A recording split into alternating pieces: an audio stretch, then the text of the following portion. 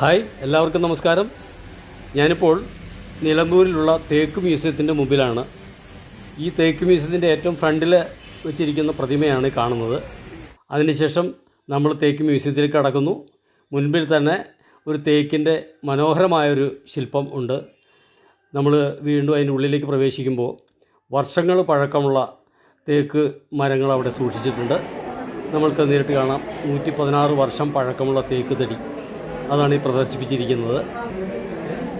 അത്രയധികം പഴക്കമുള്ളൊരു തടിയാണ് ഇതിൻ്റെ ഉള്ളിൽ പ്രദർശിപ്പിച്ചിരിക്കുന്നത്. ധാരാളം ജനങ്ങൾ ഇത് കാണാൻ വരുന്നുണ്ട്. അതിനുശേഷം വിവിധയിനം കൊത്തുപണികൾ, ഒരു സൂര്യമുഖം ഇവിടെ പ്രദർശിപ്പിച്ചിട്ടുണ്ട്. പിന്നെ കുതിര, അതുപോലുള്ള ആന, അതുപോലുള്ള വിവിധ ശില്പങ്ങൾ, തേക്ക് തടിയിൽ നിർമ്മിച്ച ശില്പങ്ങളാണ് ഈ ഇവിടെ പ്രദർശിപ്പിച്ചിരിക്കുന്നത്. പിന്നെ പലതരം തേക്ക് തടികൾ, അതിൽ നിന്നും മനോഹരമായിട്ടുള്ള രൂപങ്ങൾ ഇവിടെ കൊത്തി പ്രദർശിപ്പിച്ചിട്ടുണ്ട്.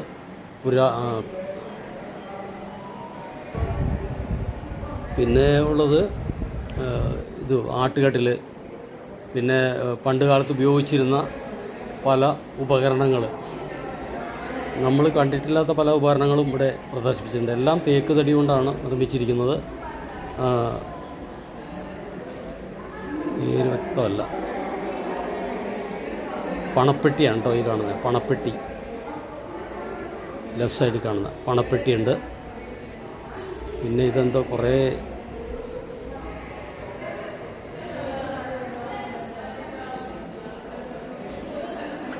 പണപ്പെട്ടിയുണ്ട്. പിന്നെ പെട്ടകം, പെട്ടകം എന്ന് കേട്ടിട്ടുണ്ട്, പക്ഷേ പെട്ടകം ആദ്യമായിട്ട് കാണുകയാണ് ഞാൻ. പിന്നെ ബാരൽ, പണ്ട് കാലത്ത് വൈനൊക്കെ ഉണ്ടാക്കാൻ ഉപയോഗിച്ചിരുന്നാന്ന് തോന്നുന്നു. എന്താ ഉപയോഗമെന്ന് എനിക്കറിയില്ല. പിന്നെ പല്ലാങ്കുഴി എന്ന് പറഞ്ഞിട്ട് എന്തോ ഒരു കളിക്കുന്ന സാധനമെന്ന് എനിക്ക് തോന്നുന്നത്. എന്തോ വിനോദോപാധിയാണത്, പല്ലാങ്കുഴി.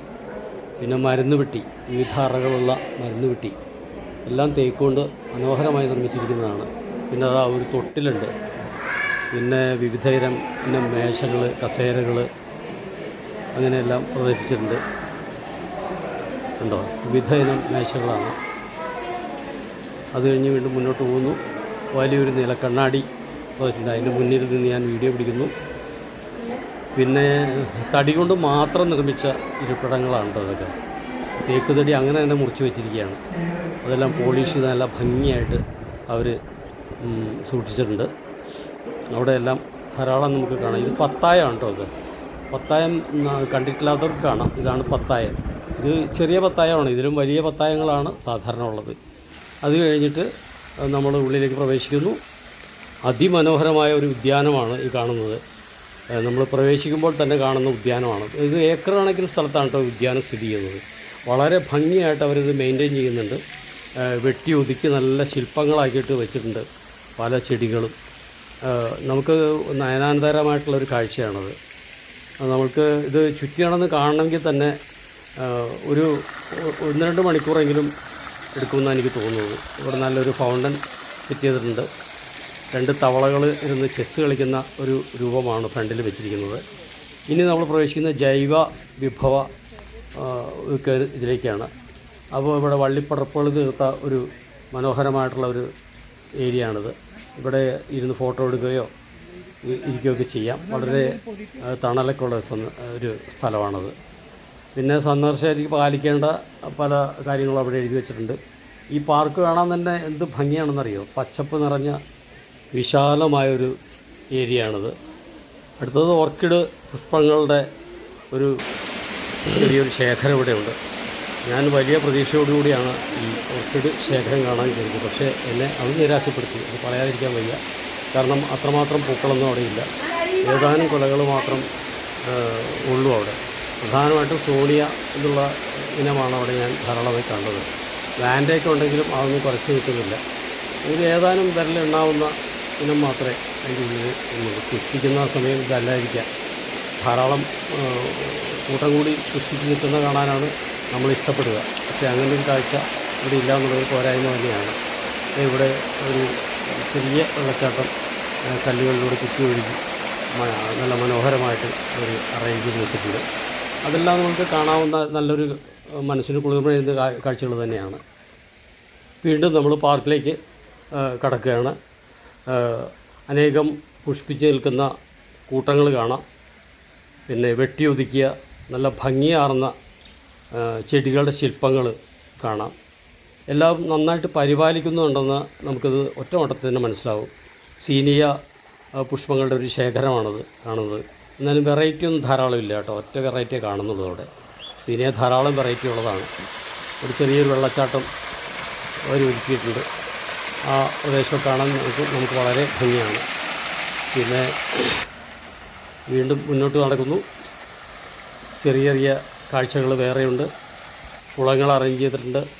മനോഹരമായ വയലറ്റ് പുഷ്പങ്ങൾ ഒരുക്കിയിരിക്കുന്നു. ഈ പച്ചപ്പിലൂടെ നടക്കാൻ തന്നെ ഒരു സുഖമാണ്.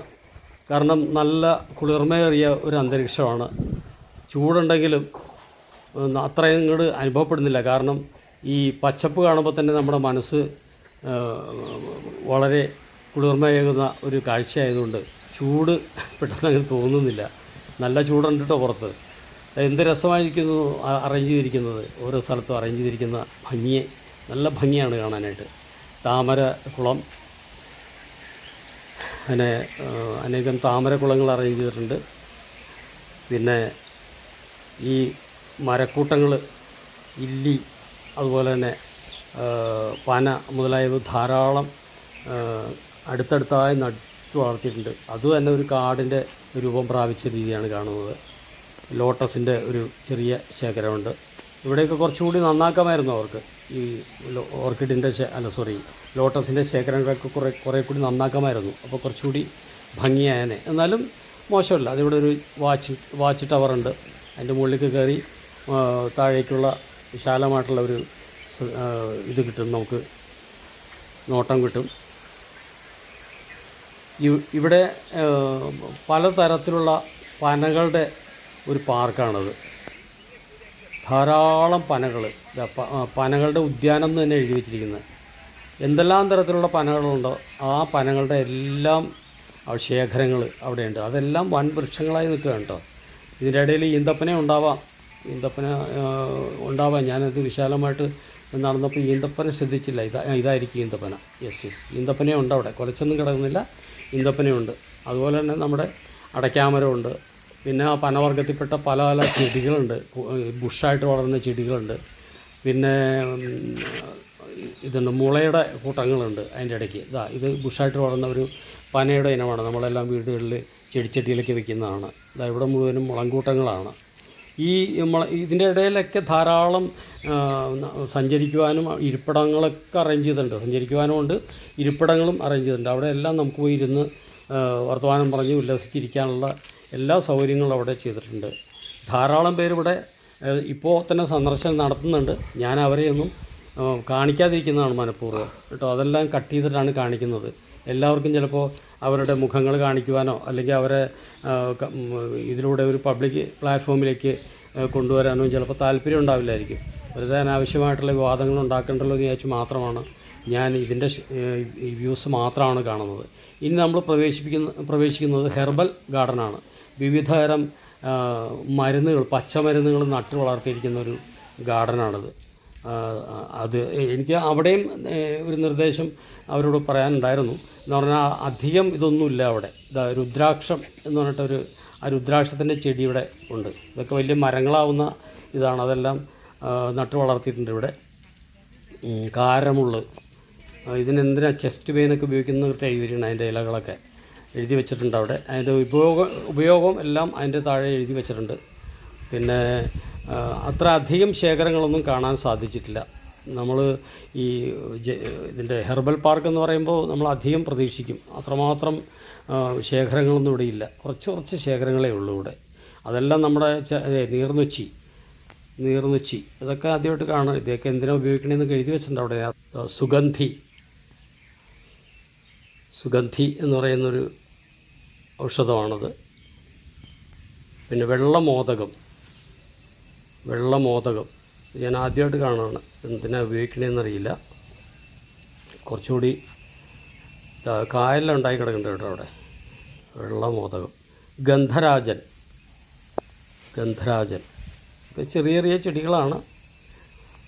ഇതിലും കൂടുതൽ നമുക്ക് ചില സ്ഥലത്ത് കാണാൻ സാധിക്കും.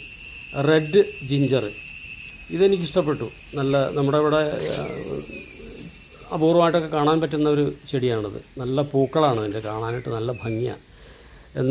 എന്ത് ചുവന്ന നിറത്തിലുള്ള നീള കുലകളാണ്. ഞാൻ അതുകൊണ്ടത് പ്രത്യേകം കുറച്ചധികം എടുത്തു. അതിൻ്റെ ആ പൂക്കളുടെ ഭംഗി കണ്ടിട്ടാണ് എടുത്തത്. വീണ്ടും ഞാൻ മുന്നോട്ട് പോകുമ്പോൾ ഇവിടെ ഒരു വലിയൊരു തല അറേഞ്ച് ചെയ്ത് വെച്ചിട്ടുണ്ട്, ഒരു പ്രതിമ. എന്തൊരു ഭംഗിയാണെന്നറിയോ, അത്ര ഇത് വളരെ വലിപ്പമുള്ളൊരു ഇതാണ് കേട്ടോ. നമ്മൾ ഈ ഫോട്ടോയിൽ കാണുമ്പോൾ ചെറുതായിട്ട് തോന്നുള്ളൂ, പക്ഷെ അത്ര വലുതാണത്. ഞാൻ ആ പ്രതിമയെ ചുറ്റി നടക്കുകയാണ്. ഇനി പ്രതിമയെ ചുറ്റി നടക്കുമ്പോൾ അതിൻ്റെ പുറകിലൂടെ കുറേ അധികം വഴികളുണ്ട്. അതെല്ലാം ഈ കാനനപാത പോലെയാണ് നമുക്ക് തോന്നിപ്പിക്കുക. നല്ല രസമുണ്ട് കാണാനായിട്ട്. അതിൻ്റെ ഇടയിൽ കൂടി നടക്കാൻ തന്നെ നമുക്കൊരു പ്രത്യേക രസമുണ്ട്. ചുറ്റും ഈ പടർപ്പുകൾ, മരക്കൂട്ടങ്ങൾ, ഈ മരക്കൂട്ടങ്ങളും വള്ളിപ്പടർപ്പുകളും എല്ലാം, അതിൻ്റെ ഇടയിലൂടെ പോകുന്ന കൊച്ചു കൊച്ചു റോഡുകളും, അതിൻ്റെ ഇടയിലൂടെ നടക്കാൻ തന്നെ നമുക്ക് നല്ല രസമുള്ള ഒരു അനുഭവമായിരുന്നു അത്. ഞാനത് ചുറ്റി അങ്ങനെ വരികയാണ് ആ പാതയിലൂടെ. വിവിധ സ്ഥലങ്ങളിലേക്ക് ഇങ്ങനെ ആയിട്ടുള്ള പാതകളാണ് ഉണ്ടാക്കിയിരിക്കുന്നത്. അപ്പോൾ എങ്ങോട്ട് പോകണമെന്നറിയില്ല, ഓരോ സ്ഥലത്തും തോന്നുന്ന രീതിയിലൊക്കെയാണ് നമ്മൾ സഞ്ചരിക്കുന്നത്. റൈറ്റിലേക്ക് ഒരു പാത കാണുകയാണെങ്കിൽ അങ്ങോട്ട് പോകും. പിന്നെ മുഴുവൻ ചുറ്റി സഞ്ചരിക്കാൻ നമുക്കത്ര സമയമില്ല, കുറച്ച് സമയം ചിലവഴിക്കാനുള്ളൂ. പിന്നെ എൻ്റെ കൂടെ ആരും ഉണ്ടായിരുന്നില്ല, ഇത്രയൊന്നും അധികം ദൂരം ആരും സഞ്ചരിച്ചിട്ടുമില്ല. എല്ലാവരും പൂന്തോട്ടത്തിൻ്റെ സമീപമൊക്കെ ചുറ്റിപ്പറ്റിയൊക്കെ നടക്കുകയാണ്. ഇവിടെ കൊച്ചു കൊച്ചു പാലങ്ങൾ അറേഞ്ച് ചെയ്തിട്ടുണ്ട്. ആ പാലത്തിൻ്റെ മേലെ കൂടി കയറി ഇറങ്ങി ആ നടപ്പാതയിലൂടെ പതുക്കെ മുന്നോട്ട് ഞാൻ നടക്കുകയാണ്. ഞാൻ ഒറ്റയ്ക്കാണ്, കാടിൻ്റെ നടുക്കാണ്, എന്നാലും പേടിക്കേണ്ടതില്ലെന്ന് വിചാരിക്കാം. മറ്റു വന്യജീവികളൊന്നും ഇടയ്ക്കൊന്നും വരില്ല എന്നും പ്രതീക്ഷിക്കാം. അങ്ങനെയുള്ളൊരു ധൈര്യത്തോടുകൂടിയാണ് ഞാൻ നടക്കുന്നത്. ഒറ്റയ്ക്കായതുകൊണ്ട് എന്തെങ്കിലും വന്നാൽ തന്നെ, ആക്രമിക്കാൻ വന്നാൽ തന്നെ ഞാനിവിടെ കിടക്കുകയുള്ളൂ, അല്ലാതെ രക്ഷിക്കാൻ ആരും ഉണ്ടാവില്ല. അവരെല്ലാം വളരെ അകലെയാണുള്ളത്. ഞാൻ അത്ര ദൂരം മുന്നോട്ട് പോകുന്നു. ഇവിടെ ഒന്നൊരു മനുഷ്യരുമില്ല. കണ്ടോ, ഇരുട്ടാണ്. ഇതിൻ്റെ അടിയിൽ കൂടി ഞാൻ വീണ്ടും മുന്നോട്ട് പോവുകയാണ്. വള്ളിപ്പടർപ്പുകളും ഒക്കെയാണ്. നല്ല വെയിലുണ്ട്, എന്നാലും എനിക്കിത് കാണാനുള്ള ഇഷ്ടം കൊണ്ടാണ് ഞാനിങ്ങനെ നടന്നു പോരുന്നത്. ഞാൻ നേരത്തെ കാണിച്ച ആ പ്രതിമയുടെ പുറകിലൂടെ ചുറ്റി വരികയാണ് ഞാൻ. കണ്ടോ, അത്രമാത്രം ഒരുപാട് ദൂരം ചുറ്റി വന്നിട്ട് വീണ്ടും ആ പ്രതിമയുടെ മുന്നിൽ തന്നെ ഞാൻ വന്നു.